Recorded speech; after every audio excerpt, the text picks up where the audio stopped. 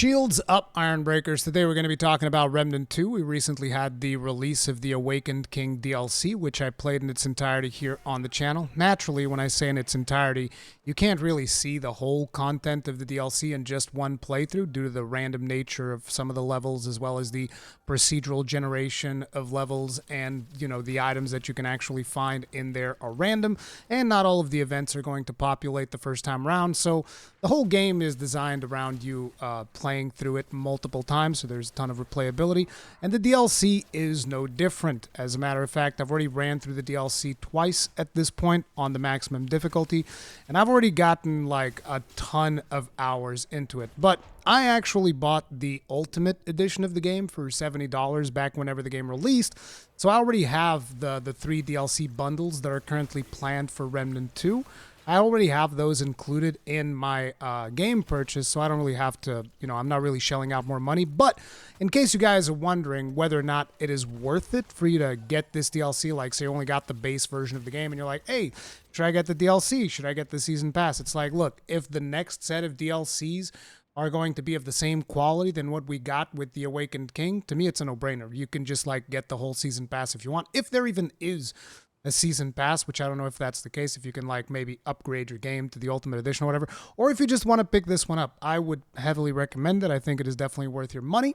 In my first playthrough, it took me about 10 hours to get through the whole DLC, and that's, the type of player that I am. I usually go and explore every nook and cranny. But at the same time, I don't expect everyone to take 10 hours. Number one, if you're someone who is much more skilled at this game than I am, most likely you're going to get through the DLC faster because, again, I was playing it on max difficulty and I got stuck on quite a few spots. There was a boss that I was stuck in there for an hour and change, I believe. So, if you're more adept at playing the game, you're going to get through stuff faster. If you're not playing on the maximum difficulty, you're also going to get through that stuff faster. I would imagine that a majority of players, assuming that you do a little bit of exploration, you're probably going to get about 5 hours out of your first run of the DLC. But at the same time, you don't really get all of the items, you don't really get all of the events, you don't get all of the things on your first run. It is designed for you to play through it multiple times like the rest of the game. Therefore, I would expect players to at least get, at a bare minimum, about 8 hours, give or take, out of just this content. But the really cool thing is the way in which this content integrates into the game, which for those of you that maybe haven't played Remnant 2 and you guys still wondering, man, Rurikhan keeps talking about this game, maybe I'll actually watch one of his videos on it and try to get an idea what the hell's so special about this. And it's look, the reason why I like Remnant 2 as much as I do is because it is a game that has very much an old school feel to it. And it's a strange thing to explain because it just feels like nowadays a lot of video games come with almost checklists to them, right? Where you're oh, I go through and I do the thing and, they just tell you, oh, go do 100 more missions like this or 50 more missions like that. Like the traditional open world template, it just feels like more and more games are doing that. And Remnant doesn't do any of that. And Remnant actually tries to basically, hey, look, you want to play through the game? You can play through the game. You can play at your own pace. And we're not going to force you down any specific path. If you want to stick to the beeline, stick to the beeline. There's naturally going to be tons of rewards. If you go and do side paths and do side activities and stuff like that, they actually reward you a lot more than, modern games. And there's just a distinct old school feel to it. There's something to be said about a game that is very much unapologetic about just, telling its players, look, there's going to be areas in this game that you're just not going to find unless you look it up. There's going to be areas and there's going to be content that you're not going to find unless you really go out of your way, unless you really try and uncover the secrets that we've put in here. And I love that because it is extremely rewarding in terms of exploration. And on top of it, the items that you tend to get whenever you're playing Remnant 2, not just this DLC, but whenever you're playing Remnant 2 as a whole, the items that you tend to get are usually things that are going to make an impact in your build should you choose to use them. And that's, that's not a different thing that you get with this DLC. I played through the whole DLC and I missed out on one weapon. And it turns out that I really like that weapon. It's like a shotgun that deals fire damage. I didn't get that in my playthrough.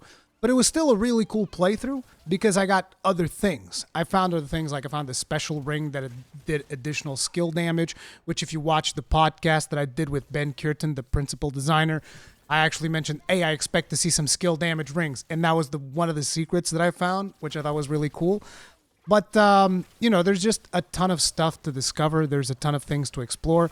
It's interesting to say this as you guys are watching footage of the Great Sewers, because the Great Sewers is not necessarily a new map, but that's just the way in which this DLC integrates into the game, which is really cool because at the end of the day, if you get this DLC and you then play through the campaign again, this DLC just becomes an organic part of the game. It just generates a new biome for one of the worlds, which is Loathsome.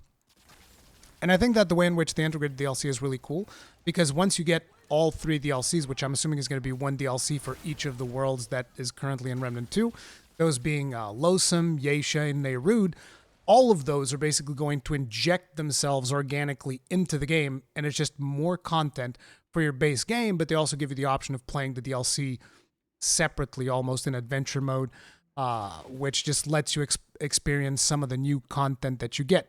Now, the DLC wasn't perfect, as usually happens with a lot of things when it comes to Remnant 2. I love this game to death, but it's got so many bugs and so many problems. I'm not saying that these are going to, break your game or anything like that. As a matter of fact, they didn't really affect me that much in my first run-through of the DLC. But, there are bugs that you're going to be encountering.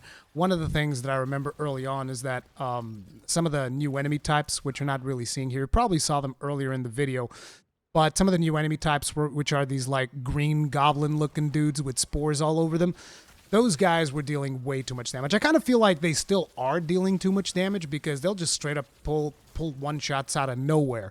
But that's also, I'm playing Apocalypse, and like Tragic said, look, this difficulty is called Apocalypse, not get 3 slices of orange and a participation medal, which he then gave to players for playing the Apocalypse version of this mod. That was so savage. I love the way that Tragic speaks. That's Ben Curtin. He was on the podcast because and it feels like that's the whole vibe that the team goes for. It's listen, we don't care, okay? This is the vision that we have for the game. Deal with it or don't play our game. For instance, at one point I remember in the podcast, I told him hey, look, I don't like the last boss in your game. And he was like, that's a damn shame. That's too bad. That's pretty much it. So I like that the team has a vision that they are shooting for with this game. And this DLC definitely doubles down on that vision. Now, they've done a really impressive overworld when it comes to this DLC. I think it's the biggest overworld in the whole game because usually the way that the levels are structured when it comes to Remnant is you have an overworld, which is also usually procedurally generated. I believe that in this DLC, it's more static than procedural. But you have an overworld, right? And then that overworld has a bunch of dungeons that are all procedurally generated and can be a bunch of dungeons that are available in the game for each world and all of that. And it can also, you can get random bosses, you can get random elite monsters and encounters and stuff like that, as well as special events that you get that award very specific loot. And the overworld was actually much simpler when it came to the previous worlds that we had available in base Remnant 2. And this time, the overworld is super intricate. I'm talking near Dark Souls levels of quality when it comes to the design of the overworld that they've done for this thing. It's super intricate, chock full of little shortcuts here and there and secrets and stuff that you find. And it was just an absolute joy to explore the entirety of the DLC. I love the DLC. I love Remnant 2. And as a matter of fact, this was actually the last scheduled thing that I had planned on doing for this year. So it's, in a way, I almost feel like making this video is almost me entering vacation. I'm not really going to stop making content, but at this point, there's no more scheduled things that I want to work on. So I can just chill and do whatever the hell I feel like, which for the next couple of days is going to be playing a whole lot of Remnant. I'm not talking specifically live streaming it because I'm just exhausted, guys. I need to take a bit of a break. I'm going to be streaming the Game Awards and all of that, but anyways, I'm going on a bit of a tangent here. Sorry, like I said, I'm getting a little bit too relaxed. But yeah, Remnant 2, super solid. The DLC, super solid. You get, I'm assuming there's new traits, but I haven't really found them yet. But you get new trait points so that you can, you know, modify your builds a little bit, include certain traits that you didn't have before. The flaming shotgun is freaking awesome. The final boss also gives you a special weapon. The actual story that you get in here is also interesting because it connects with events that actually took place in Losum. And depending on which version of Losum you got, actually, I think that on both versions of Losum, you could actually get the events that would explain what is happening here. I always wondered what the one true king was like, and it's interesting to actually be able to go ahead and engage with him. Even though I haven't done the alternate version of his kill, he's got like 3 things that me and my friends have discovered that you can get up until this point on that final fight, and so far I've only gotten 1 of them, so there's still plenty of grinding to do, plenty of stuff to do, but I've completely changed my build around, which has been really fun. Like right now, I'm just doing tons and tons and tons of fire damage. All about the fire damage. Like, the amount of variety that you get when it comes to Remnant 2. I know that it just, you know, a lot of people are going to say, oh, Rurikhan, you're so biased towards Remnant. You're right. You're not wrong. I'm very much biased towards Remnant because it delivers me something that I haven't really seen in games in a good long while, which is an old school feel in a modern game.